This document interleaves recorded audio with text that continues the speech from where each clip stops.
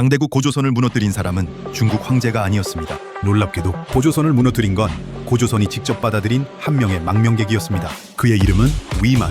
처음에는 목숨을 구해달라며 국경을 넘어온 난민이었지만 불과 몇 년 뒤 그는 왕이 되어 고조선의 역사를 완전히 바꿔버립니다. 도대체 어떻게 이런 일이 가능했을까요? 오늘은 고조선이 멸망으로 향하게 된 가장 충격적인 이야기를 들려드리겠습니다.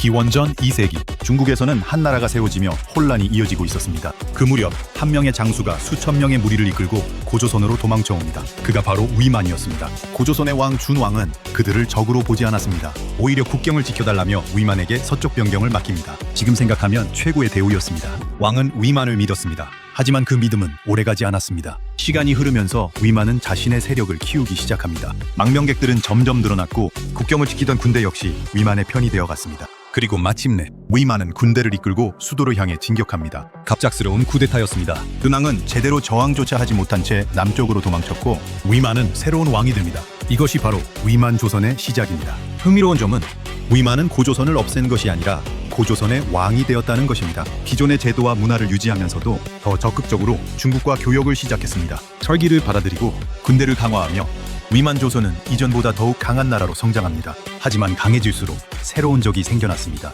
바로 중국의 한나라였습니다. 당시 한나라 황제는 무제, 영토를 넓히는데 누구보다 적극적인 군주였습니다. 그런데 한나라 입장에서 눈엣가시 같은 나라가 하나 있었습니다. 동구가 무역의 길목을 장악한 위만 조선이었습니다. 한나라는 여러 차례 외교를 시도했지만 위만 조선은 쉽게 굴복하지 않았습니다. 결국 무제는 최후의 선택을 내립니다. 전쟁. 기원전 109년 한나라는 육군과 수군을 동시에 동원하는 대규모 침공을 시작합니다. 고조선은 예상보다 훨씬 강하게 저항했습니다. 성은 쉽게 무너지지 않았고 전쟁은 무려 1년 가까이 이어졌습니다. 하지만 결국 문제는 성벽 밖이 아니라 성 안에서 터졌습니다. 장기전이 이어지자 내부에서는 항복파와 강경파가 갈라졌고 대신들 사이에서도 배신이 이어졌습니다. 결국 왕 우고왕이 죽고 고조선은 기원전 108년 역사 속으로 사라집니다. 500년 넘게 이어졌던 한반도 최초의 국가는 그렇게 막을 내렸습니다. 하지만 고조선이 사라졌다고 역사가 끝난 것은 아니었습니다. 고조선의 유민들은 새로운 나라를 세우기 시작했고 그중 하나는 훗날 동구가 최강국으로 성장하게 됩니다.